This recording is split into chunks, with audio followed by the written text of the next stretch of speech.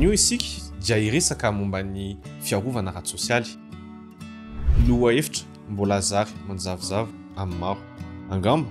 efa nahenony ianareo hoe tosika fameno fa tsy ny ankonana fa tsy tsinjo sy ny sisa. Saingy inona marina moa ireo? Iza no afaka mahazo an'izany fanampiana izany? Inona ny fepetra takininy? Ary inona ny tena tanjona ankendreny? Fanampiana mandalo fotsiny ve sa tohana maritra anovana ny fiainan'ny olona? Anazava sy izara amintsika momba izany ireto manam-pahaizana reto izay avy amin'ny banky iraisam-pirenena ary hifampizara fahalalana sy ohatra avy amin'ny zava-misy marina eto an-toerana, indrindra amin'ireo programma tohanana amin'ny banky iraisam-pirenena. Aza miala lavitra fa mbola maro ny zavatra ho fantatra sy ho zaraina amintsika.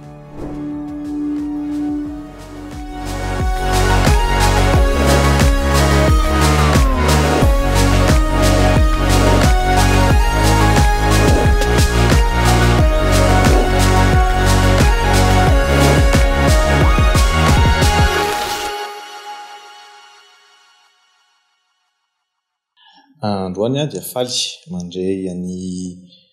Tainy sy Rachel eto amin'ny podcast Storytime tonga soa.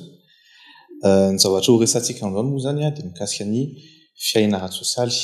Mety hoe alohan'ny amboantsika azy sao dia mba afaka se présenter nga manao azafady. Tainy Randrianatoandro ny anarako, spécialiste en protection sociale ato amin'ny banky iraisam-pirenena. Dia faly miarahaba koa za zany ny Julie Rachel Ravelso, économiste principal en protection sociale, izay ny toerana misy ato amin'ny Banque mondiale. Misy ny ohabolana milaza hoe raha tianao tafita amin'ny fiainana ny olona iray dia aza nitrondra no omena azy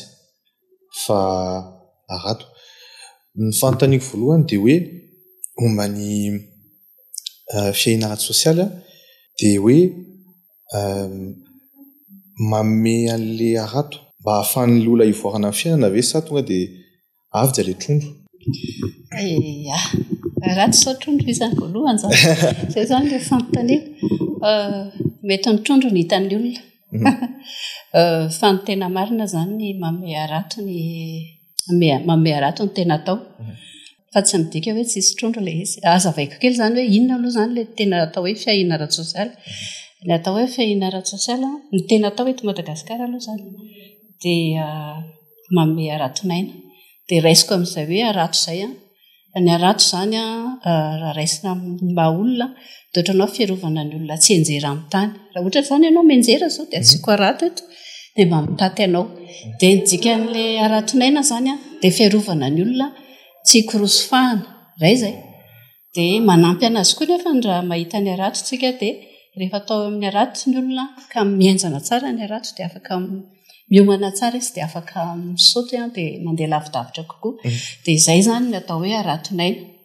Dia izany hoe manampy ny olona mba tsy hikorosofahana dia manome fitaovana ny olona koa hanatsarana ny fiainana. Fa mety hoe ny trondro ny hitan'ny olona voalohany matetika moa zany vola ny tenen'ny olona satria ilay serasera zany no matetika misy hoe rehefa misy mahazo vola ny olona dia raisina antsara ilay izy. Fa iny izy resaka volana ataoko hoe trondro iny zany atao hoe raha misy ao anatin'ny roa volana dia andro iray ao anatin'ny fotoana fotsiny iny fa ny ankabeazan'ny fotoana dia mandeha amin'ny fampianarana ny olona fanentanana, fanomezana traikefa isan-karazany anomanany fanatsarana ny fiainana. Na izany zany nefa ilay vola ilaina satria maninona tafiditra ao anatin'ny araton'aina zany hoe raha misy tranga mahazo anao dia mety sahirana ianao andrefany zanaka ao mianatra dia tsy maintsy ampiana ilay olona. Fa ny tena zava-dehibe indrindra dia ilay fanomezana an'ilay tena rato zany. Tsy haiko raha mahafehy sy hoe mazava izy amin'izay ohatrany hoe sarisary izay. Hitako hoe mazava satria mety hoe arak'ilay resahana teo hoe hitan'ny ankamaroan'ny olona moa zany dia ilay zavatra misoa amin'ny tambazotra sosiala sy ny sisa dia matetika hoe ilay resabola moa zany tena tonga ao an-tsain'ilay olona voalohany zany. Fa kanefa moa nazavaina teo hoe maro ny zavatra ankoatran'ilay vola zany zaraina amin'ireo pretanazana amintsika zany izay mety ho sahirana zany. Eto Madagasikara moa zany dia inona moa ny tetikasa zay kahoan'ny banquier Ratsapirina resaka fiainana ara-tsosialy zao. Ny banquier Ratsapirina zany dia mamatsy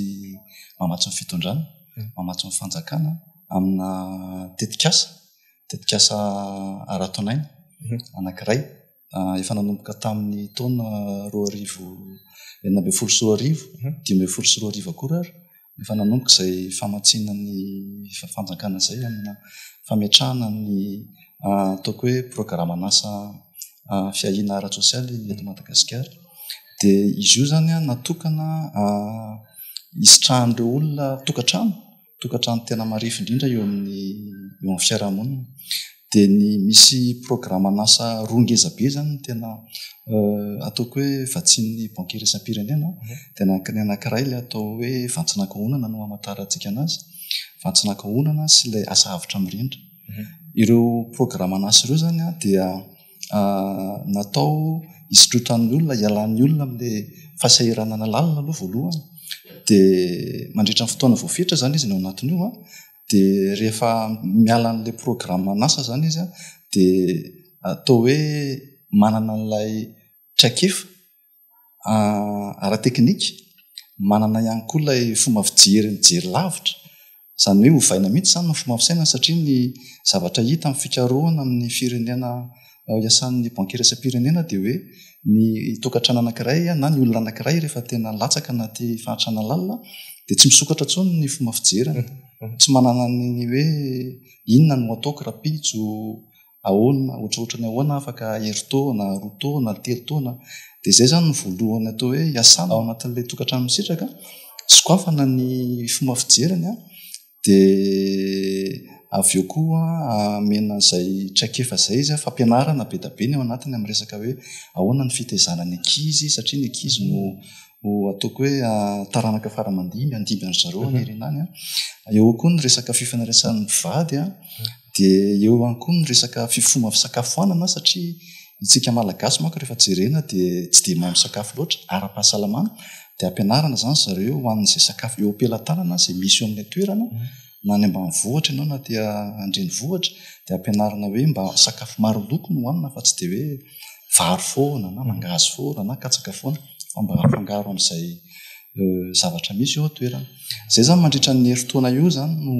volavolaina ohatr'izay ilay tokantrano dia avy eo izy miditra amin'ny dingana manaraka ampianarana mitantana vola, ampianarana manangona vola ary tena manangona vola izy any anivon'ireny na zareo samy zareo dia any zany izy no zareo samy ohatran'ilay manao tontine ireny raha misy ilany vola tampoka na hoe anditatra ny fidiram-bolana izy dia manana an'izay fahalalahana manitatra ny fidiram-bolana izay ampianarana mamboly mazava ho azy dia ampianarana ihany koa amin'ny resaka fiompiana. Dia miala amin'ilay programa zany izy afaka n'ilay fahatrana lalina misy tena tafavoaka lavitra fa ho an'izay tsy tafavoaka kosa zany efa manana an'ilay traikefa izy ohatran'ilay tsika avy mianatra ireny vita fianarana dia manana an'ilay traikefa rehetra ianao dia afaka manitatra tsy moramora dia hoe inona ny ironana ilay taranaka faram-pandimby'ilay tokantrano io miala afaka tanteraka n'ilay fahatrano. Ireo zany ny programa anankiroa ngeza be dia avy eo koa misy ny programa vonjena. Ilay vonjena izay tena mitondra ny anarana izao hoe vonjena dia tena ilay hoe ilay filana amin'ilay fotoana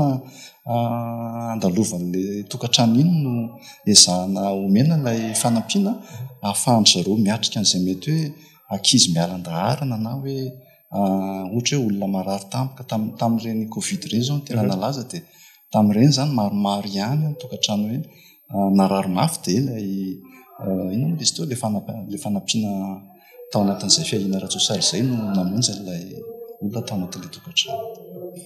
Izany hoe raha vao misy tokantrano zany misitraka an'ilay programme d'accompagnement izay zany dia mandritra herintaona mahery zany ny projet no mampianatra an'ny zareo no makompany an'ny zareo amin'ilay zavatra rehetrarehetra resantsika zany. Ie, telo taona dia misy dingana isa-taona mihitsy zany hoe tiny tsy maintsy tratra anatin'ny herintaona voalohany dia herintaona faharoa dia telo taona nareo ve zao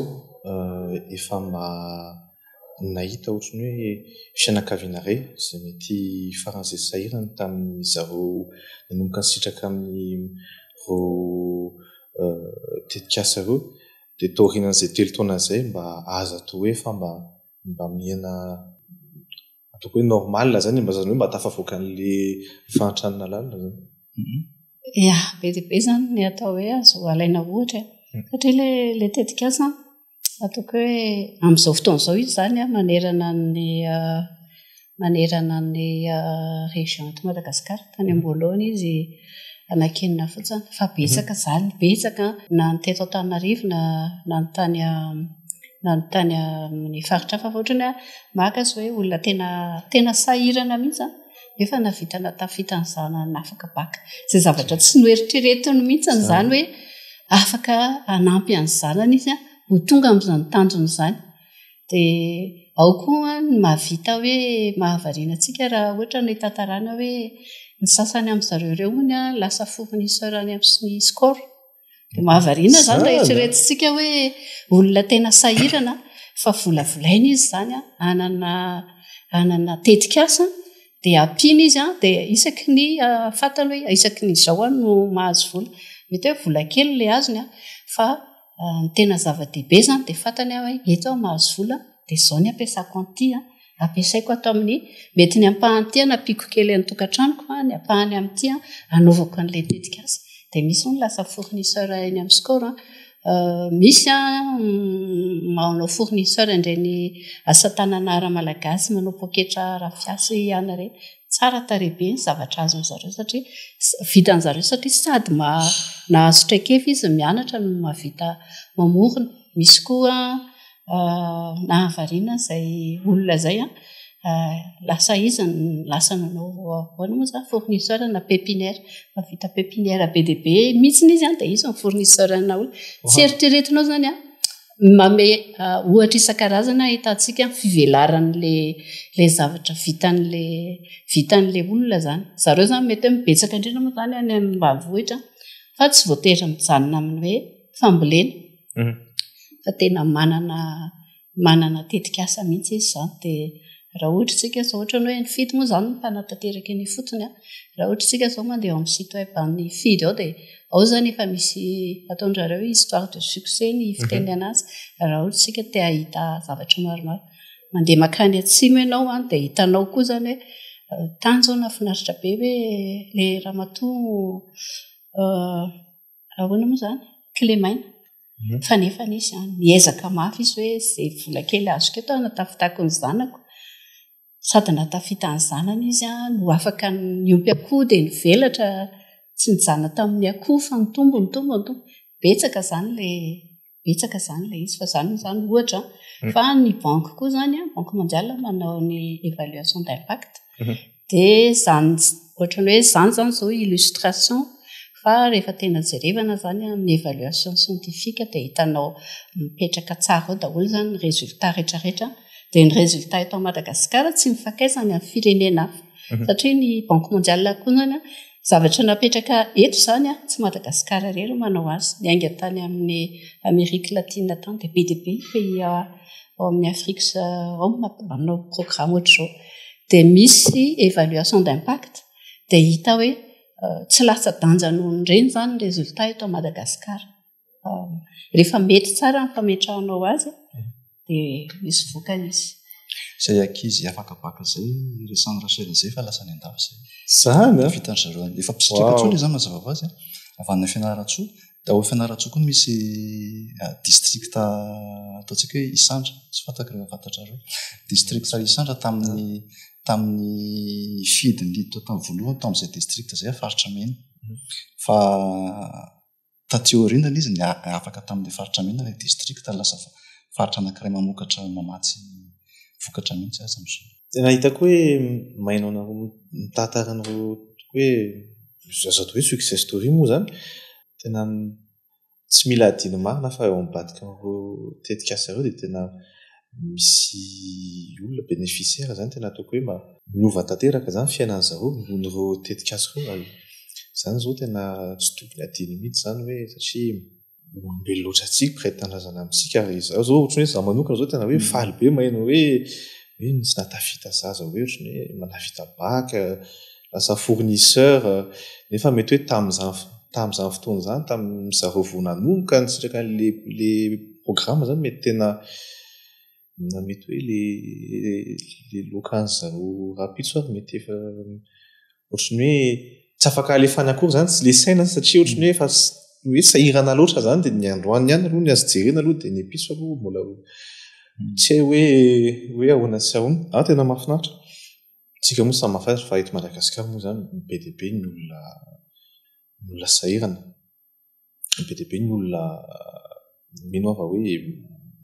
tokony ampiana ny inona avy zao ny ataoko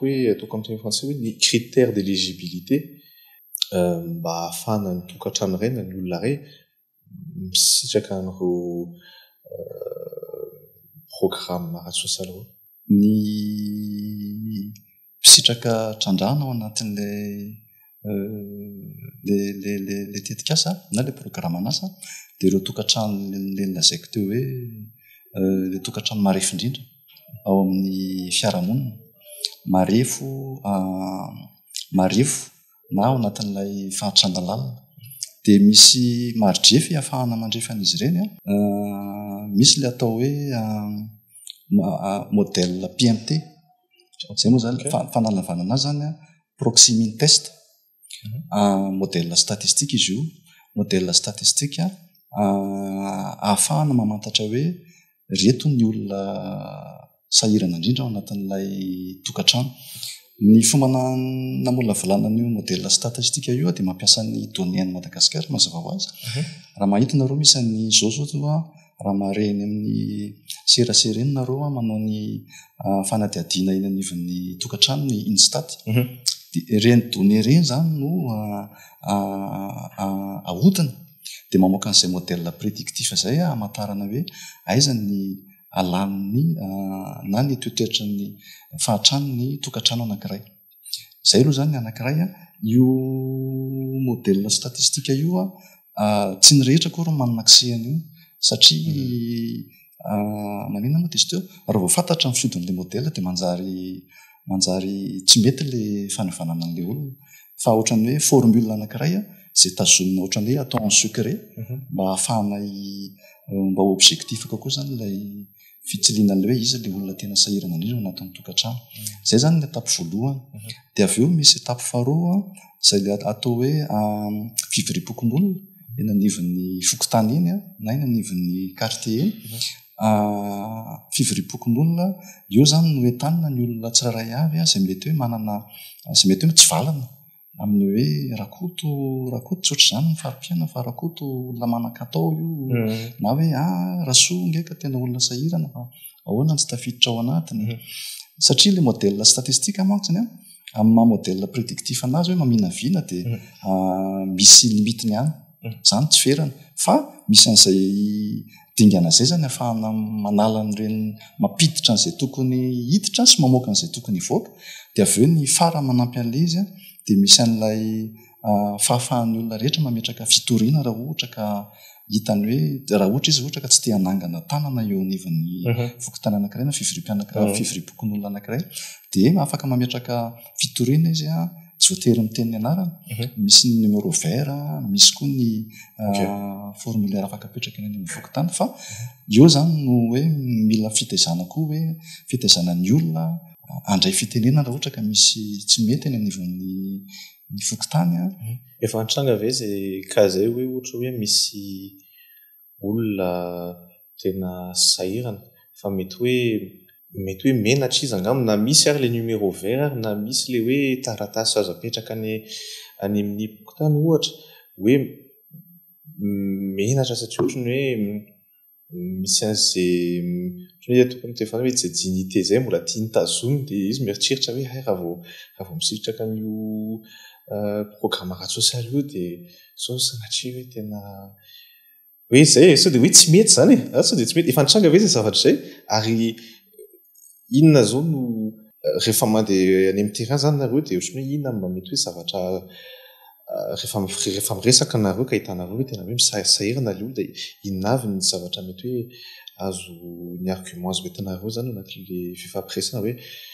io ne madame na io ne ramose hoe sy ohatr'izay fa ohatr'izay le izy zany hoe mampiova le fomba fahitana zareo le reo programme ratsy sosialy reo zany ny fanampiny nazaiko teo ary mamala n'le fanontanianao tao dia misy le komity mitsangana isaky ny fokotany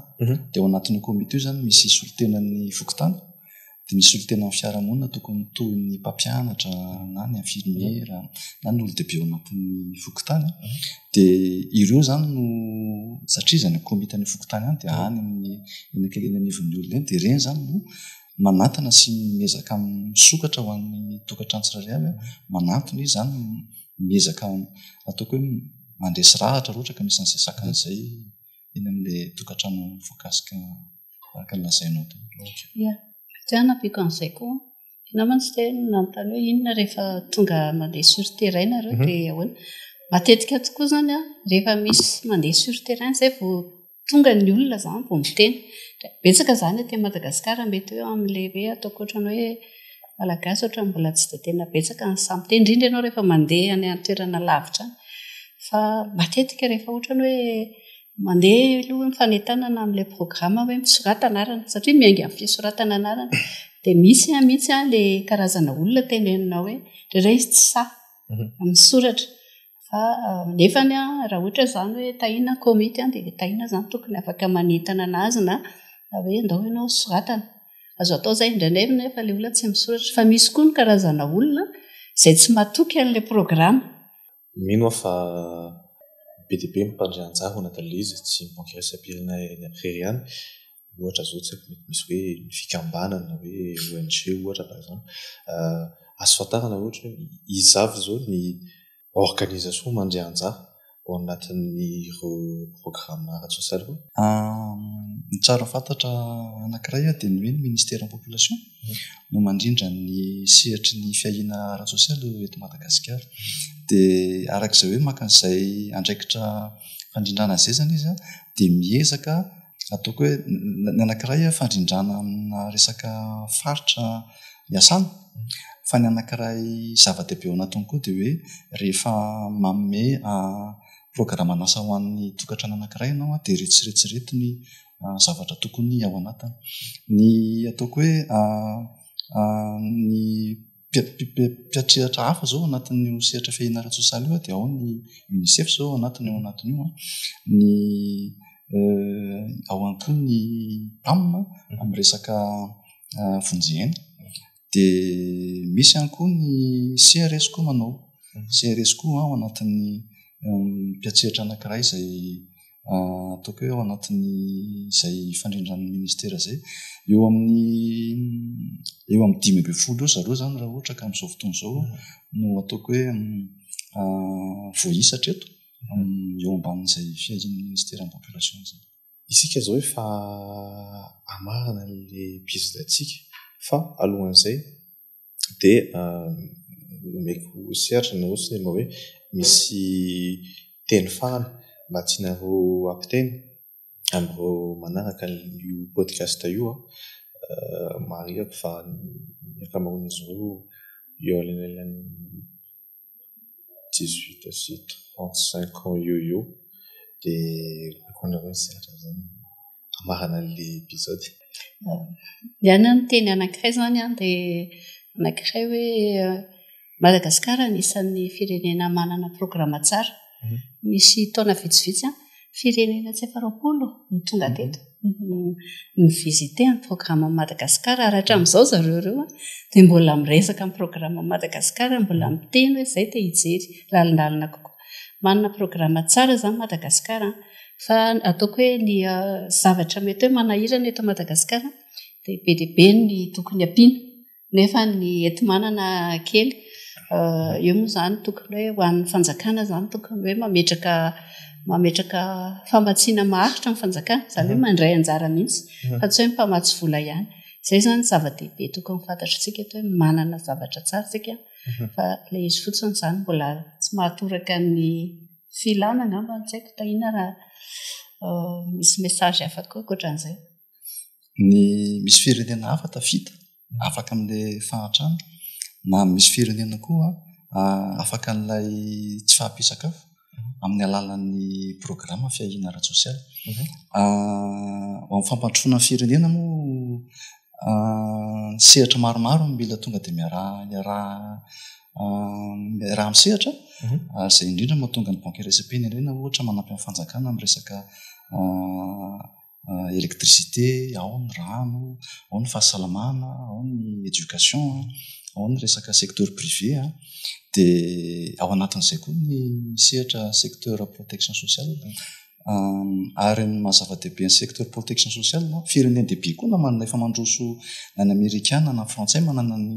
système de sécurité sociale izy ny tena tanjony izy maka ankoatran'izay hoe fialana sy fanampianan'ny olona amin'ny fahatrana lamina dia iny zany ny ahafahana manena ny elanelan'ny mahantra indrindra sy ny